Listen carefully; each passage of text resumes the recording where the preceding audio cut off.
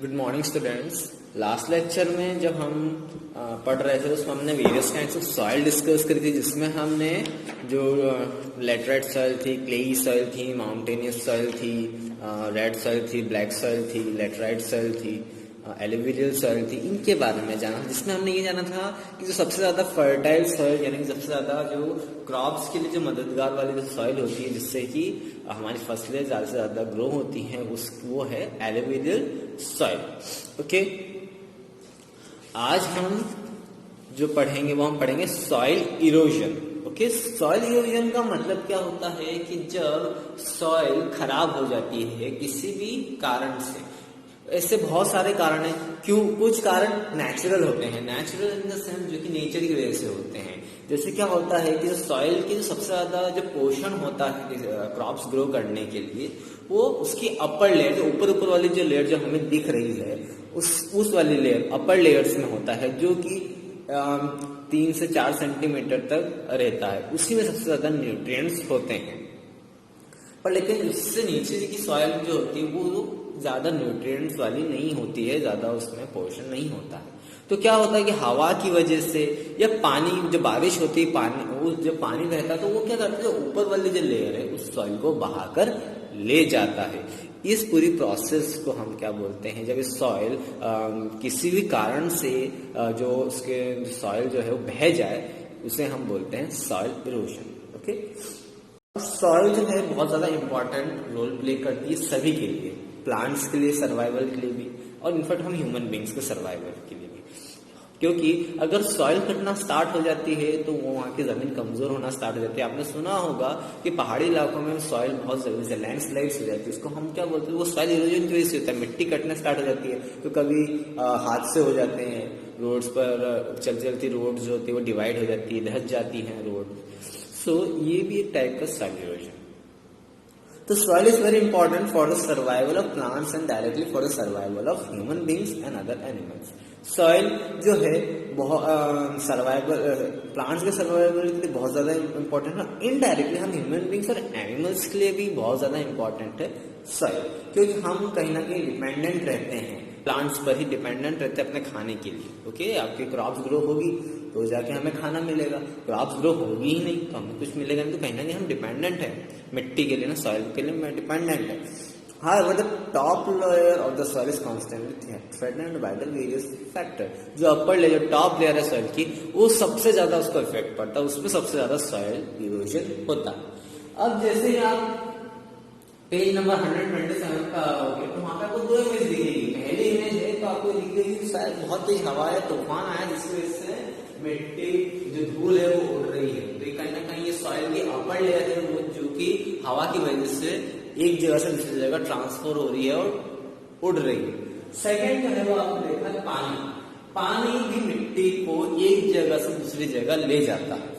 Okay, तो ये कब होता है, जब जो समुद्र की लहरें होती है वो ज्यादा तेज चलती हैं, या पानी जो बहुत ज्यादा बारिश हो जाती है तो आपने देखा होगा बाढ़ जैसी स्थिति हो जाती है। तो उस केसेस में जो ये पानी है ये मिट्टी को बहाकर, जो मिट्टी की जो कहते हैं ना, जो इम्पोर्टेंट मिट्टी है जो कि क्रॉप्स के लिए बेहतर है, वो बहाकर ले जाता है और हमारी जो जमीनें जो है वो बंजर हो जाती है, मतलब उसमें ज्यादा उपजाऊ नहीं, उसकी उपजाऊ क्षमता जो होती है वो कम हो जाती है। Depletion of the top layer of the soil due to water run off is very common side. और सबसे ज्यादा जो वाटर इरोजन जो होता है या सॉइल का जो नुकसान होता है वो वाटर की वजह से होता है, क्योंकि पानी बहुत ज्यादा मिट्टी बहाकर ले जाता है। और सबसे ज्यादा इसका इफेक्ट पड़ता है हिली रीजन यानी पहाड़ी इलाकों। This is due to the high speed of rain water that runs down the hill. और इसका कारण भी सिंपल है, क्योंकि पहाड़ी में क्या होता है, जो पानी जो है वो पहाड़ से नीचे की तरफ बहता है, पानी उस हिसाब से बहुत फोर्स से बहता है ना। आपने अगर एक प्लेन एरिया पे पानी अगर आपने अगर ढोल दिया है तो बहुत लीनियंटली वो मूव करेगा, पर आपने किसी ऊंचे स्थान से आपने किसी पानी को ढोला तो बहुत तेजी से वो नीचे आएगा। तो पहाड़ी इलाके में, क्योंकि पहाड़ी इलाके में क्या होता है, मिट्टी कमजोर हो जाता है, बार बार बारिश होने की वजह से मिट्टी कमजोर होती है, तो मिट्टी को बहाकर अपने साथ ले जाता है, जिससे कि वहाँ की सॉइल बहुत ज्यादा कमजोर हो जाती है। इरोजन मतलब जो उनके टॉप लेयर है वो सबसे ज्यादा इफेक्ट पड़ती है।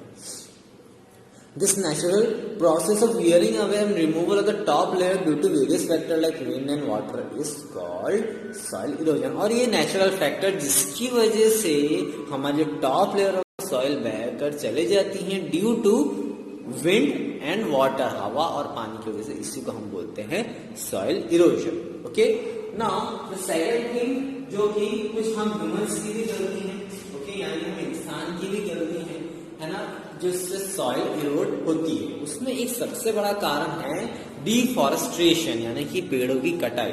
अब आप ये सोच रहे हैं कि पेड़ कैसे, यहाँ पर हम पेड़ काटेंगे तो उसमें सॉइल को इफेक्ट कैसे पड़ता है. तो पेड़ों की जो जड़ होती है ना, वो सॉइल को जकड़ के रखती, पकड़ के रखती. तो जब पानी आता है, जब बाढ़ का पानी आता है, पानी जब बहता है, जो जाहिर सी बात है अगर पहाड़ी इलाकों में पेड़ बहुत ज्यादा होंगे तो वो क्या करेंगे, उनकी जो रूट्स होती हैं, उनकी जो जड़ होती है, वो मिट्टी को पकड़ के रखती है, तो जिसकी वजह से वो मिट्टी को कटने नहीं देती. अब होता क्या है, ड्यू टू हमारे ज्यादा एडवांसमेंट हो जाने की वजह से, मतलब कि हमें इंडस्ट्रीज चाहिए, हमारी पॉपुलेशन बढ़ती जा रही है तो हमें इंडस्ट्रीज चाहिए, नई नई फैक्ट्रियाँ चाहिए, नए नए घर चाहिए. तो वो नए नए घर, हमारे पास अब जगह नहीं बची, तो हम क्या कर रहे हैं, हम इन फॉरेस्ट एरिया को क्लियर कर रहे हैं. अब और इसके अलावा हमें बहुत सारी चीजें भी फॉरेस्ट से मिलती है, चाहे वो लकड़ी हो, टिम्बर और फर्नीचर बनाने के लिए बहुत सारी चीजों में काम आता है. तो हम क्या कर रहे हैं, इसके लिए हम फॉरेस्ट को साफ करते जा रहे हैं. अब जैसे जैसे आप पेड़ काटते जाओगे तो वहाँ की मिट्टी, जो इतने सालों से जो पेड़ों ने मिट्टी को जकड़ के रखा था, वो मिट्टी अब क्या हो जाएंगी, लूज हो जाएंगी. और जैसे ही जब भी बारिश आएगी, बाढ़ का पानी उसमें इकट्ठा होगा, तो वो वहां की जो मिट्टी है उसको बहाकर ले जाएगा. Okay, the roots of the trees plays an important role in holding the top layer of the soil firmly. जैसे मैंने कहा, जो रूट्स होती हैं कहीं ना कहीं बहुत ज्यादा इंपॉर्टेंट रोल प्ले करती हैं, सॉइल की टॉप लेयर को पकड़ के रखती है.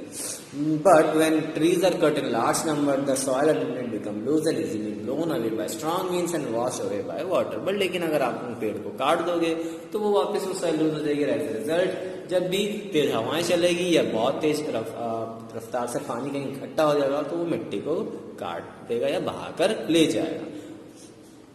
एक और कारण जो होता है डिफॉरेस्टेशन के साथ, ओवर ग्रेजिंग. ओके, अब ये ओवर ग्रेजिंग क्या होता है कि बहुत से इलाकों में जो जंगली जो हमारे डोमेस्टिकेट एनिमल्स होते हैं, जो बहुत सारे पीपल जो बहुत ज़्यादा लार्ज स्केल में पालते हैं, वो अपने गाय हो या अपने डोमेस्टिकेट एनिमल हैं उनको चरवाने के लिए ऐसे ग्रासलैंड्स की तरफ ले जाते हैं. और वहाँ पर वो रोज ही एक ही जगह पर अगर वो घास खाएंगे या पेड़ पौधे खाएंगे तो एक ऐसा समय आएगा जब वहाँ से सारे पेड़, वहाँ के घास वास सब कुछ गायब हो जाएगी.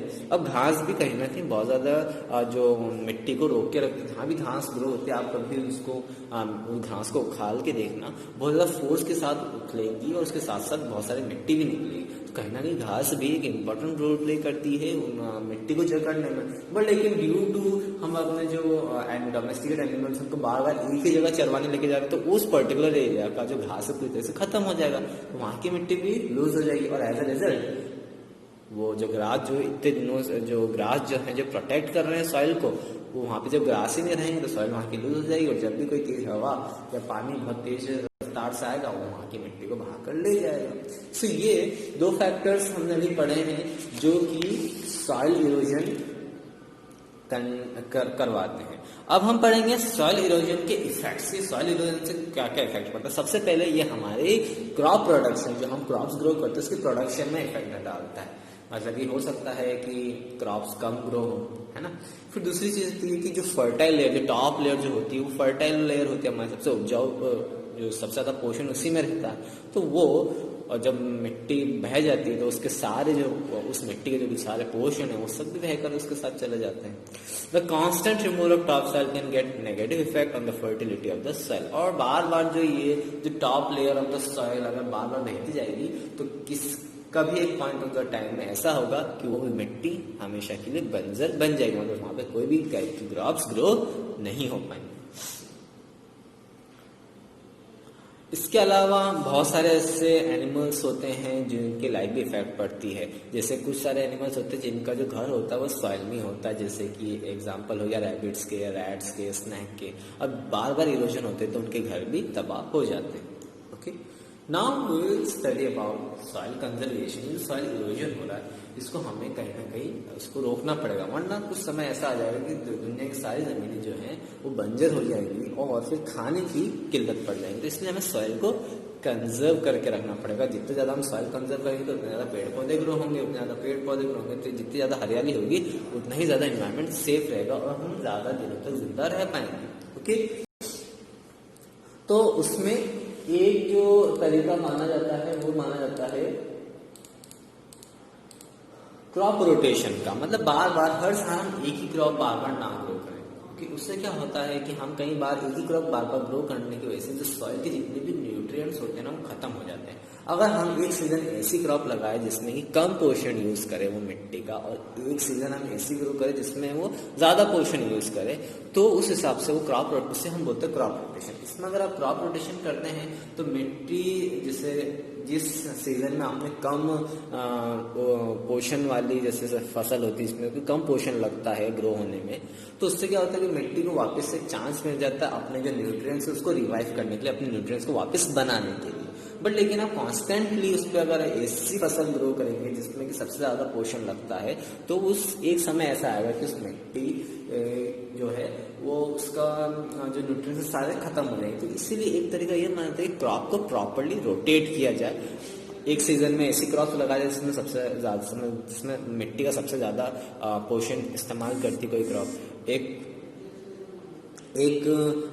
सीजन ऐसी क्रॉप लगा जिसमें जो क्रॉप्स है वो मिट्टी का कम पोषण यूज करे, तो ऐसे हम बैलेंस बना सकते हैं।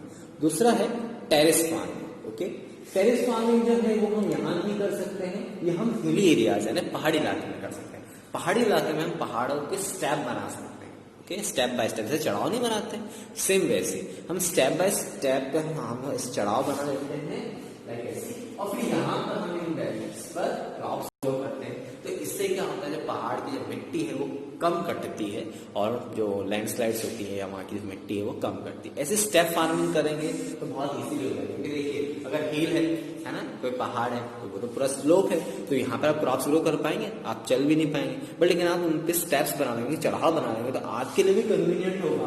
किसी पर्सन यहाँ पर जो भी यहाँ पे पहाड़ी इलाके होता है तो वो इस पहाड़ी इलाके की जमीन को वो एज ए क्रॉप के लिए ग्रो कर सकता है, वहाँ पे क्रॉप्स ग्रो कर सकता है। और कहीं ना कहीं जब क्रॉप्स ग्रो करेगा तो वहाँ की मिट्टी भी बनी रहेगी जो क्रॉप की रूट्स की वजह से, जिससे कि वहाँ पे सॉइल इरोजन कम होगा। ओके, तीसरा है एफॉरेस्टेशन। एफॉरेस्टेशन का मतलब होता है, डिफॉरेस्टेशन का मतलब क्या होता है, ज्यादा से ज्यादा पेड़ की कटाई। एफॉरेस्टेशन का मतलब बिल्कुल उल्टा, हाँ ज्यादा से ज्यादा पेड़ ग्रो करें। ज्यादा से ज्यादा पेड़ ग्रो करेंगे, जो खाली एरियाज है जहाँ पर कोई खास यूज नहीं हो रहा, तो वहां पे हम पेड़ ग्रो कर सकते हैं, ज्यादा से ज्यादा ट्रीज ग्रो कर सकते हैं। उससे क्या होगा, अब वहाँ की मिट्टी जो है वहाँ पे ट्रीज ग्रो होंगे तो एक तो हरियाली बढ़ेगी, एज वेल एज वहाँ की जो मिट्टी है जो लूज हो गई है वो उनकी पेड़ के रूट्स है उनको जकड़ लेगी। एज ए रिजल्ट हमारा दो काम हो जाएगा, हमने पेड़ भी ग्रो कर दिए, एज वेल एज हमने सॉइल इरोजन से भी अपनी सॉइल को बचा लिया। थर्ड है डैम्स और एम्बैंकमेंट्स बनाना। ये आजकल एक तरीके से बहुत ही कॉमन एक तरीका बन गया है। ऐसे डैम्स बना देते हैं बड़े बड़े, जिससे कि जो पानी जो बहकर आता है वो इन डैम्स पे आके रुक जाता है, जिससे कि कम से कम सॉइल बहती है। यहाँ पर ये डैम्स पे वाटर, ये डैम्स इतने बड़े होते हैं कि ये जितना भी एक्सेस वाटर आता है, मतलब जितना भी मतलब बारिश बहुत ज्यादा हो जाती है तो जितना भी बाढ़ का पानी आता है तो इनमें इनकी इतनी कैपेसिटी होती है उस बाढ़ के पानी को एक जगह स्टोर करके रख ले। जाहिर सी बात है, जितना कम पानी बाढ़ का एक जगह से दूसरी जगह बहेगा उतनी ज्यादा कम सॉइल इरोजन होगी। तो ऐसे डैम बना दिए जाते हैं जिसकी वजह से जो जितना भी पानी होता है, वाटर जितना भी जो फालतू बह रहा होता है वो इस सब डैम में स्टोर कर लिया जाता है। एज ए रिजल्ट कम से कम जगहों पर सॉइल इरोजन होती है। ओके, क्योंकि इसमें आपको जो एक फैक्ट है कि ऐसा माना जाता है कि 1 सेंटीमीटर सॉइल को अगर आप बनने के लिए है ना, बाय नेचुरल प्रोसेस 1 सेंटीमीटर अगर सॉइल बनानी है तो 250 ईयर्स लगते हैं। ओके, तो यानी कि 500 सालों में केवल 2 सेंटीमीटर सॉइल बनती है। तो कहीं ना कहीं अगर हम सॉइल की अगर हमने कदर नहीं करी, सॉइल इरोड बार बार होती है, उसके न्यूट्रिएंट्स बनते गए, तो कहीं ना कहीं हमारे लिए नुकसान है, क्योंकि बनने में बहुत ज्यादा समय लग रहा है ना। 2 सेंटीमीटर सॉइल ज़्यादा छोटी मतलब जब बहुत ही छोटी मात्रा में सॉइल होती है तो उसको 500 साल लग रहे हैं, तो हमें सॉइल को कंजर्व करना पड़ेगा। ओके, आज के लिए इतना ही। Thank you.